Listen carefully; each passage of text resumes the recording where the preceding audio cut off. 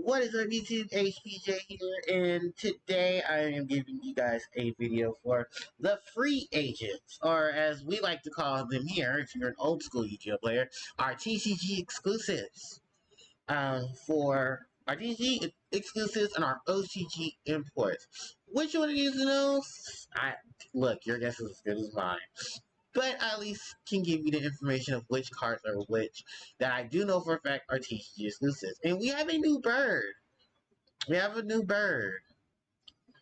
Um, it is a bird. Now, just for record, looking at this monster, I actually thought it was a some work card. Just judging on what it looked like. It's a two-headed purple winged beast. And well, that screams, yeah, bird. So, I mean, what can you say? It's a bird. It's a bird, it's not a plane. Alright, so, this monster's name is Garura.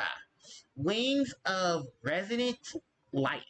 Level 6 Dark Attribute Winged Beast Fusion Monster with 1500 attack, 2k, 2400 defense. Requires 2 monsters with the same type and attributes but different names.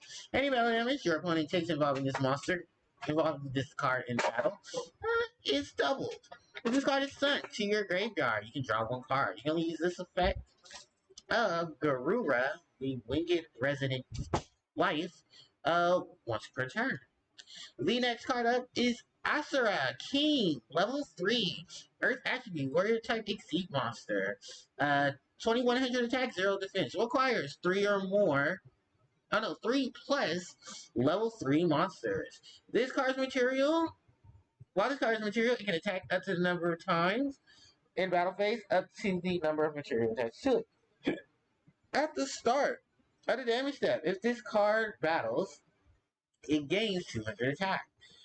Any monsters your opponent, any monster effects any other monster effects activated, quick effect. You can detach one material from this card and get activation if you do destroy that card. You only use this effect of Ashura King once per turn. Next up is the OCG exclusive card. OCG import. This is Ultimate Slayer. Actually, no, this is part of the core set. This is Ultimate Slayer. Normal spell. Your opponent cannot activate monster effects in response to this card's activation.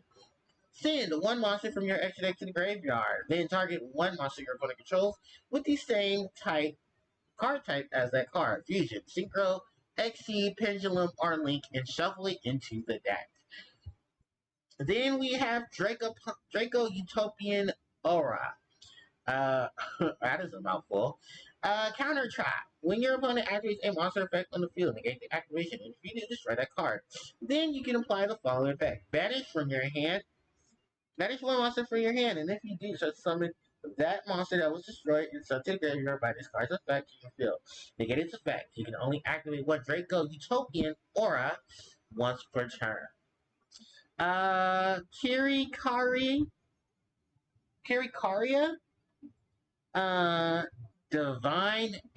Divine Carnation. Level 1, Fire Attribute Fairy type monster with 1500 attack defense. This card cannot be normal summoned instead, must be just summoned from your hand. By attributing all face-up monsters on the field that activated their effect this turn in your opponent's monster zone. This card gains 1500 attack for each monster attributed to such a summon this card. During the end phase, you can target 1 monster in your opponent's graveyard to summon to your field. You can only apply this. You can only use this effect of Kirikara Divine Carnation once per turn. So, yeah, there's all of our exclusive cards, our quote free agents from the set. So let's talk about our bird here, Garura. So Garura should have been a some more card because that looks very beast-like, and I love it. I do love the artwork of this card. Its effect definitely screams, let's stick this in any variation of decks that use Nidir Servant or the Dogmatica lineup. Basically, because as you can tell, this card has when this card is sent to the graveyard, you draw 1 card. In terms of fusion setup, this is definitely going to be good for things like, well, super polymerization.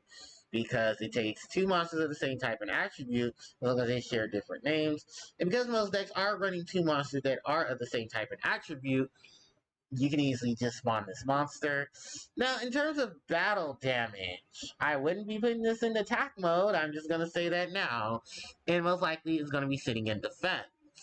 Now, even if that's so, this is probably one of those monsters you can just quickly get out with a super poly or some sabbatical fusion setup, and then just basically try to send it to the grave as soon as possible. If anything, just like Elder Entity Nest, this card is going to be used for the effects of dogmatic cards, or cards that send fusion monsters to the graveyard to trigger off their effects, to basically get even more effects off of cards like this. Then, going down, we have Asura King. This is basically another Beastic S monster who can negate card effects. One thing about this card, and actually it's in its lore, Asura King, that is actually based off of one of the Hindu gods, Asura, who he was a multi-handed god who had various faces. One showed happy, one showed sorrow, one showed rage, and Asura himself has actually been seen in a lot of, and actually in Yu-Gi-Oh! Because Ashura Priest is based off of Ashura, and this is another monster that's also based off of the god Ashura. Also, not Duel Masters, Bakugan has a monster similar to this. It's called, I forget his name, but it's Mei Li's monster. No, Chen Li's monster. Uh, oh, Fortress. Pyrus Fortress. And he's also based off Ashura. Yeah, person that. Oh, and there's a Digimon named Ashuramon.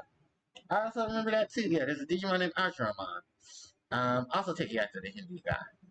Then, let's talk about Ultimate Slayer. So, another monster card that is depicting that beautiful goddess, whose name is still unknown, and Appaloosa. The bow of the goddess. Damn, I would really love to know who this monster is. Because, maybe this Appaloosa is the name of the bow, and she is the goddess that is holding the bow. So we'd like to know who this monster, what her name is. But in terms of this card's effect, it's basically it's compulsory activation device in a spell card. For basically sends cards to the graveyard from the extra deck. Oh look, Elder Entity Nest. You can use Garura for this card's effect as well. Some shenanigans. And mind you, this can get rid of Fusion, Synchro, Exceed, Pendulum, and Link monsters. So you can get rid of things that are trying to be set. You can get rid of some problematic monsters. And remember, your opponent's monster effects can't respond to this card's activation. So you're doing even better to help you get rid of things that are problematic to you. Especially cards that have some effects that happen once they are sent to the graveyard. So instead of sending them to the graveyard, send them back to the deck so you don't have to deal with them. Your opponent has to waste more material to play them on the field. The Draco Utopian Aura. Another really good card and a counter. Actually, I believe this is Utopia that is in this card's aura. If not Utopia, I believe it is potentially maybe one of the elemental heroes, since this is the set that has the elemental hero Neo's Wingman featured on it. This is probably him. But it says Draco Utopian Aura, so I have a funny feeling this might be Utopia. But the ability to, when your opponent activates a monster effect, you can make the effect and destroy that card. And it had the ability to banish a monster from your hand to such a summon the monster that you just destroyed with this card's effect.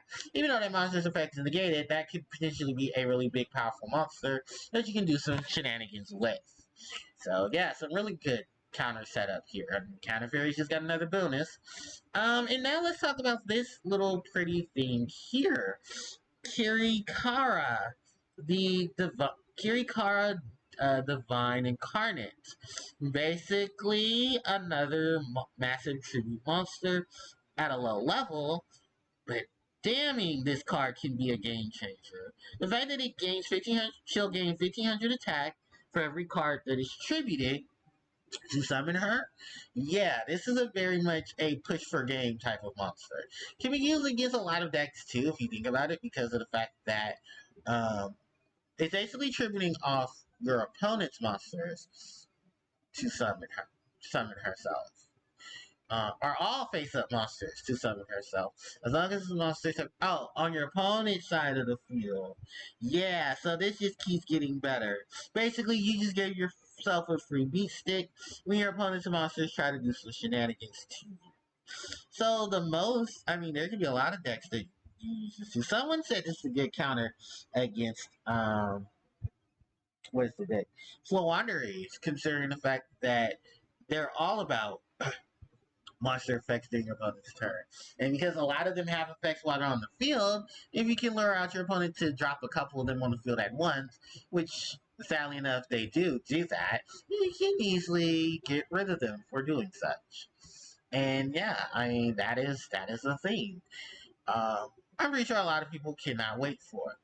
Personally, in my opinion, this card's gonna be really good inside. I think some decks might even make it. You might see some variation of Tribute Monarch making a storm around there and doing some shenanigans with it.